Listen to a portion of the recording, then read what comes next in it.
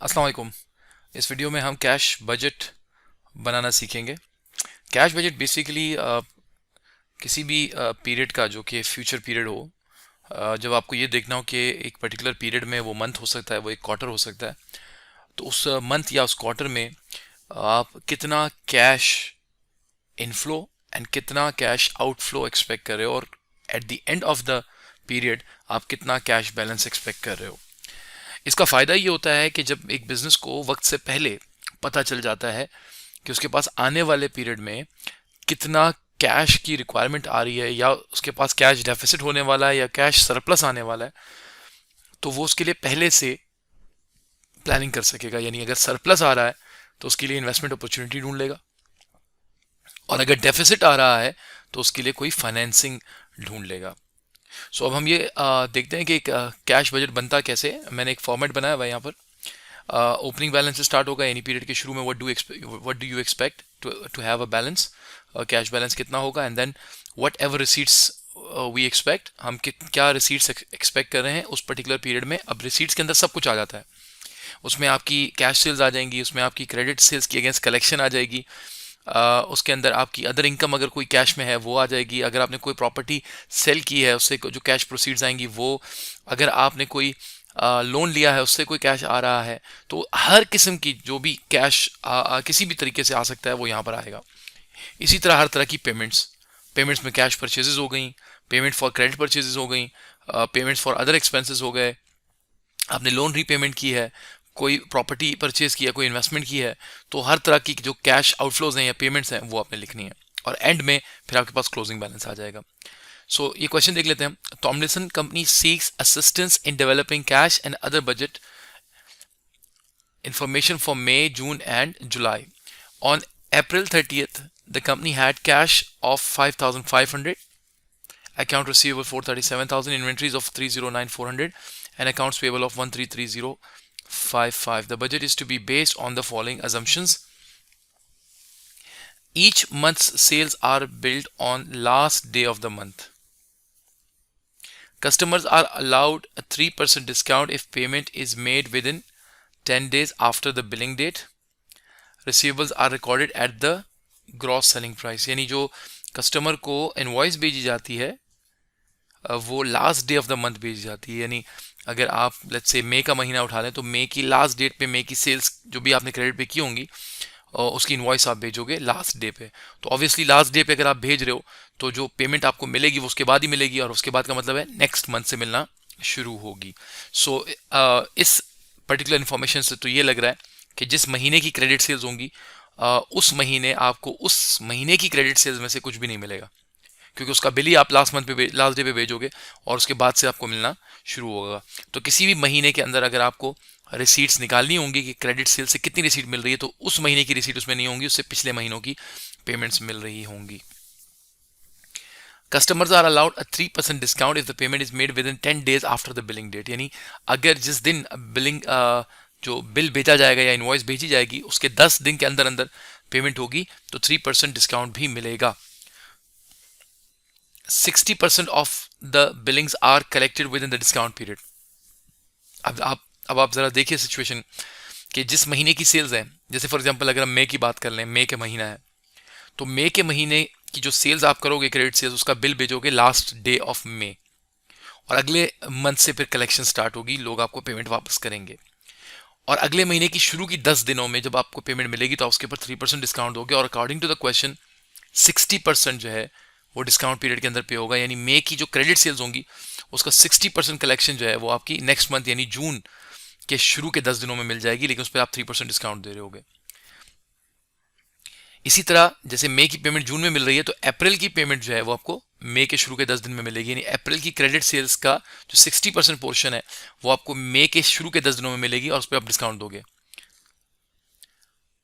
और बाकी क्या लिखा हुआ है, 25% by the end of the month, यानी उसी महीने लेकिन 10 दिन के बाद आपको 25% क्रेडिट कलेक्शन मिलेगी। 60% शुरू के 10 दिन में, 25% उसी महीने मिलेगी, बट 10 डेज गुजरने के बाद मिलेगी, एंड में मिलेगी। And 9% by the end of the second month, 9% उसके अगले महीने मिलेगी, और 6% आपको मिलेंगे ही नहीं। 54% of all purchases of materials and like percentage of marketing, general and administrative expenses are paid in the month of purchases. अब परचेजेस की पेमेंट 54% परचेजेस की पेमेंट उसी महीने होती है जिस महीने आप परचेज करते हो, और 46% आप नेक्स्ट मंथ में पे करते हो, और 54% ही पेमेंट आप marketing, general and administrative expenses की उसी महीने करते हो, और बाकी 46% नेक्स्ट मंथ पेमेंट करते हो. Each month's unit of ending material inventory are equal to 130% of the next month's production requirement. अब ये इंपॉर्टेंट है कि आप इन्वेंट्री जो है रॉ मटेरियल की वो आप कितनी रखते हो, 130% रखते हो. नेक्स्ट मंथ में जितना मटेरियल आपको चाहिए होता है उतना आप अपने पास क्लोजिंग के तौर पे रखते हो. यानी अगर मई का क्लोजिंग आपको देखना हो कि कितना होगा, तो आपको देखना पड़ेगा जून की रिक्वायरमेंट कितनी है. जितनी जून की रॉ मटेरियल रिक्वायरमेंट होगी उसका 130% मई के एंड में हम एज अ क्लोजिंग रखेंगे.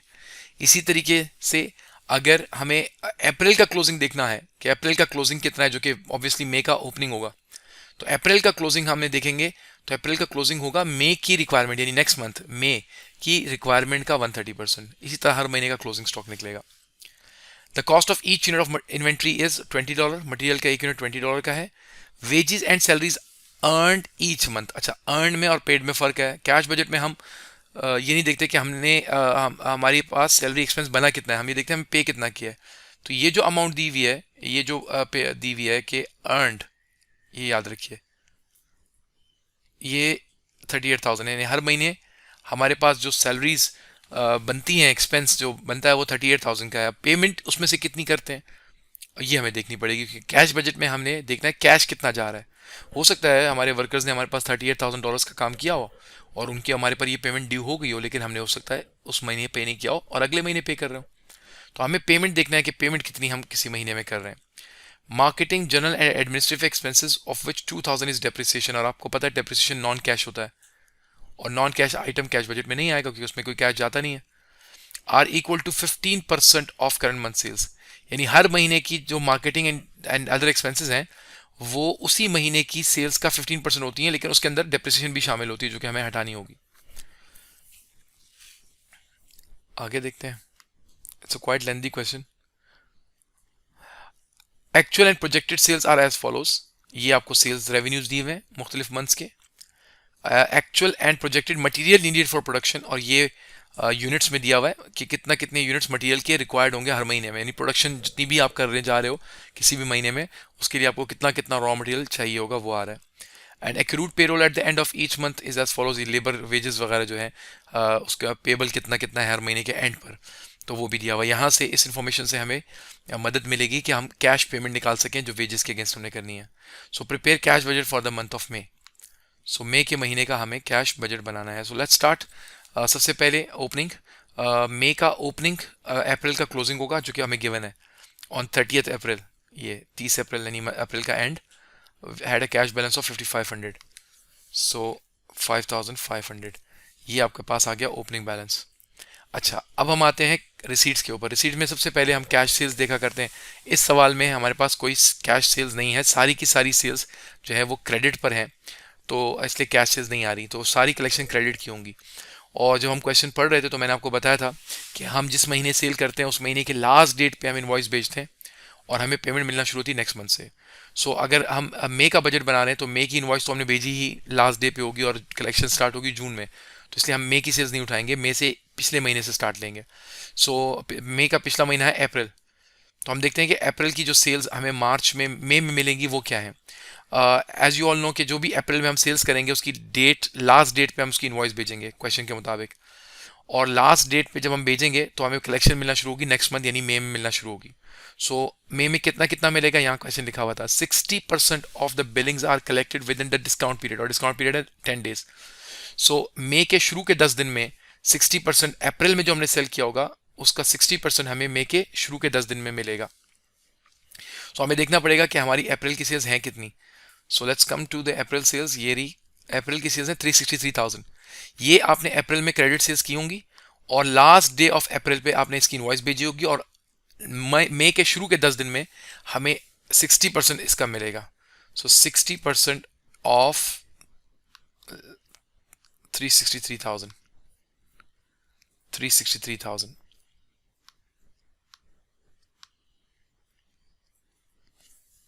363,000। अच्छा, अब ये 60% मिलेगा, लेकिन इस पे हमने कितना परसेंट डिस्काउंट देना है, क्योंकि ये शुरू के 10 दिन में मिलेगा। सो 3% डिस्काउंट मिलेगा, तो वो भी हम इसमें से माइनस कर देते हैं। हम इसका 97% लेंगे, 3% डिस्काउंट माइनस कर देंगे। So what collection do we expect in the first 10 days of May? 211,266। So 60% into sales into 97% and 3% discount minus कर दिया। फिर क्वेश्चन ने कहा था कि 25% जो है वो by the end of the month मिलेगा, यानी वो इसी महीने मिलेगा बट डिस्काउंट पीरियड के बाद मिलेगा। सो उस पर कोई डिस्काउंट नहीं होगा, तो 25% ऑफ 363,000, वही अप्रैल की सेल्स का 25%, नॉट 35%, इट्स 25%। सो 25% ऑफ 363,000 ये आ गया। तो ये दो कलेक्शंस तो हो गई।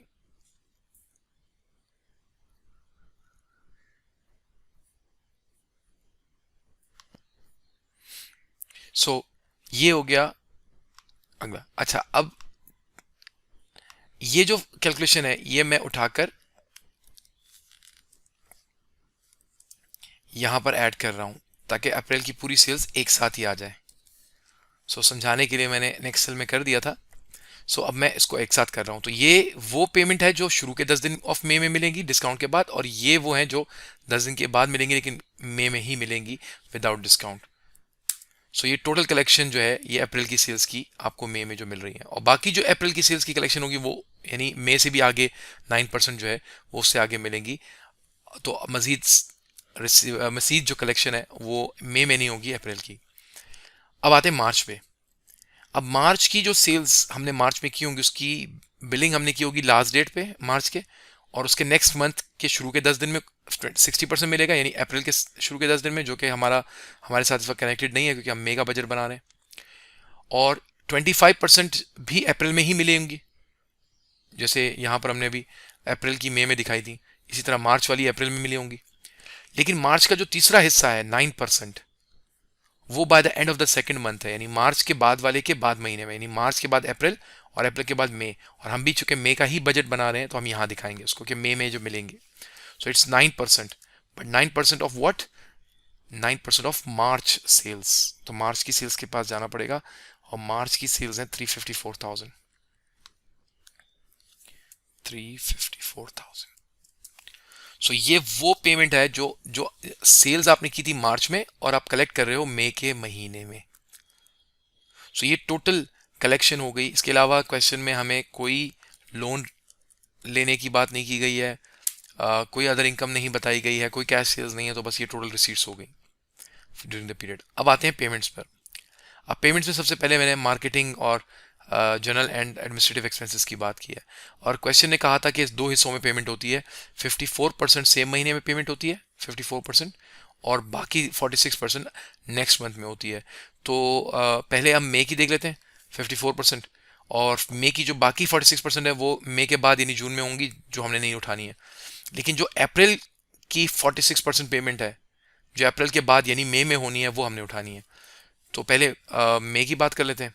अकॉर्डिंग टू द क्वेश्चन, जो आपके marketing and general administrative expenses हैं जिसके अंदर डेप्रिसिएशन भी शामिल है 2000 की, वो सेल्स का 15% है। तो हम मई की बात कर रहे हैं तो मई की सेल्स देखनी पड़ेगी हमें। मई की सेल्स हैं 357,000। 357,000, इसका 15% अगर हम लेंगे तो हमें टोटल मई की मार्केटिंग जनरल एडमिनिस्ट्रेटिव एक्सपेंसेस जिसके अंदर डेप्रिसिएशन शामिल है वो आ जाएगी। सो वो है कितनी? 53,550। ये टोटल खर्चा है, एक्सपेंस है मई के महीने का, जिसमें से 2,000 हम माइनस कर देते हैं। वो डेप्रिसिएशन है, उसके अगेंस्ट कोई कैश जाता ही नहीं है तो कोई पेमेंट ही नहीं होगी, तो वो माइनस कर देंगे। 51,550 है, ये टोटल है।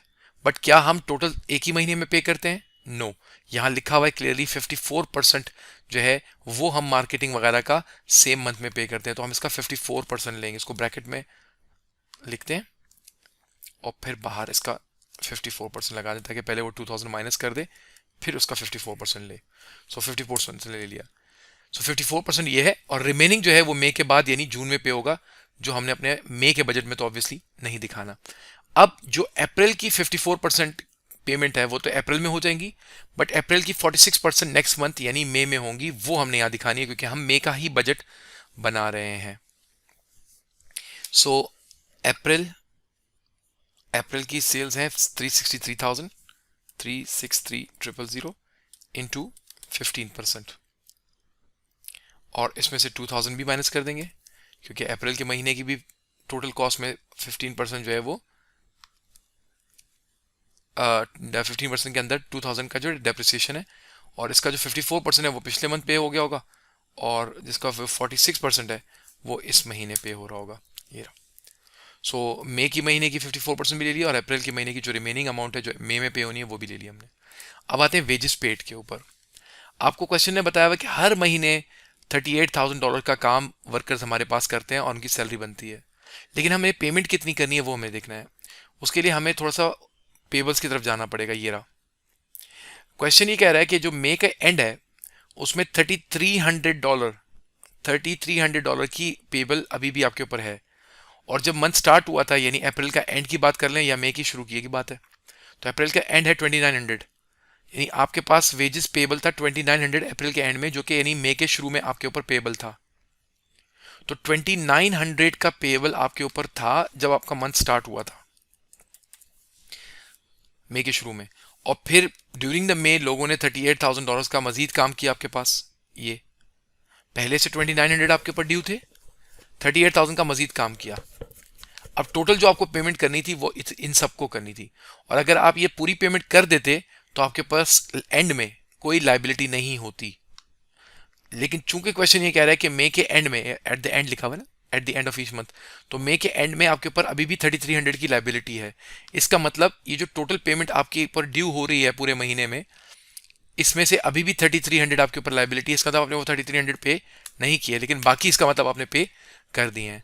तो आपने करना क्या है, ओपनिंग आपके ऊपर कितना था 2900 मई के शुरू में, फिर मजीद कितने आपके ऊपर आए 38,000, तो टोटल जो आपको पे करना था वो इन दोनों का सम था, जिसमें से मंथ के एंड पे अभी भी 3300 आपको पे करना है। इसका मतलब बाकी आपने पे कर दिया है। सो पेमेंट जो आपने की होगी वो $37,600 की कर दी गई होगी। अब आते हैं परचेजेस के ऊपर। परचेजेस के भी दो हिस्से होंगे, एक मई की परचेजेस होंगी, जिस तरह मार्केटिंग वगैरह का मई और अप्रैल आया था, इसी तरह परचेजेस का भी आएगा, क्योंकि उसने परचेजेस के लिए भी यही बात की थी। सो हम मई की जो परचेजेस हैं वो निकालेंगे कि मई में कितनी परचेजेस की हैं, और मई की परचेजेस का 54% लेंगे, फिर अप्रैल की परचेजेस निकालेंगे उसका 46% लेंगे और यहाँ लिखेंगे। ठीक है। अच्छा, अब मैं आपको एक रिमाइंडर के तौर पे पहले परचेज बजट का फॉर्मूला बताता हूँ, जो आप लोगों ने पहले भी पढ़ा हुआ है, फिर बता देता हूँ। परचेज बजट यानी आप कितना परचेज करोगे किसी भी पीरियड में, ये डिपेंड करता है कि आप कितना मटेरियल यूज करोगे। तो मटेरियल यूजेज आपकी कितनी है उस महीने, प्लस आप क्लोजिंग में कितना रखना चाहते हैं, रिक्वायर्ड क्लोजिंग आपका कितना है, ये टोटल आपको चाहिए। इतना आपको यूज करने के लिए चाहिए और इतना आपको क्लोजिंग में बचाने के लिए चाहिए, ये टोटल रिक्वायरमेंट है। अब इसमें से परचेज कितना करें, ये डिपेंड करता है आपके पास पहले से कितना पड़ा हुआ है। जितना पहले से पड़ा हुआ है वो उसमें से माइनस कर देंगे, यानी ओपनिंग आप माइनस कर दोगे, ओपनिंग स्टॉक, तो आपको पता चल जाएगा आपको कितना परचेज करना है। मैं जस्ट रफ एग्जांपल के तौर पे आपको एक फिगर्स दे रहा हूं ताकि आपको समझ में आ जाए। लेट्स से आपको किसी महीने में 5,000 यूनिट्स मटेरियल यूज करना है, तो ऑब्वियसली अगर आपको उसको यूज करना है तो आपको परचेज करना पड़ेगा। तो 5,000 अगर आप यूज करो, परचेज करोगे और वो यूज कर लोगे तो कुछ बचेगा नहीं।